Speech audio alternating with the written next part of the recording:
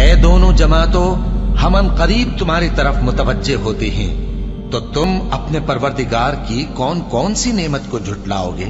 اے گروہ جن و انس، اگر تمہیں قدرت ہو کہ آسمان اور زمین کے کناروں سے نکل جاؤ تو نکل جاؤ، اور زور کے سوا تو تم نکل سکنے ہی کہ نہیں، تو تم اپنے پروردگار کی کون کون سی نعمت کو جھٹلاؤ گے؟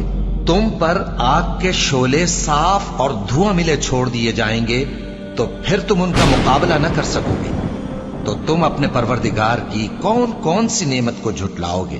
پھر جب آسمان پھٹ کر تیل کی تلچھٹ کی طرح گلابی ہو جائے گا تو وہ کیسا ہولناک دن ہوگا، تو تم اپنے پروردگار کی کون کون سی نعمت کو جھٹلاؤ گے؟ یہ وہ دن ہے کہ لوگ لب تک نہ ہلا سکیں گے اور نہ ان کو اجازت دی جائے گی کہ عذر کر سکیں۔ اس دن جھٹلانے والوں کی خرابی ہوگی۔ یہی فیصلے کا دن ہے جس میں ہم نے تم کو اور پہلے لوگوں کو جمع کیا ہے۔ اگر تم کو کوئی داؤں آتا ہے تو مجھ سے کر چلو۔ اس دن جھٹلانے والوں کی خرابی ہوگی، یعنی ایک بڑے سخت دن میں، جس دن تمام لوگ رب العالمین کے سامنے کھڑے ہوں گے۔ اے جھٹلانے والو، دنیا میں تم کسی قدر کھا لو اور فائدے اٹھا لو، تم بے شک گناہگار ہو۔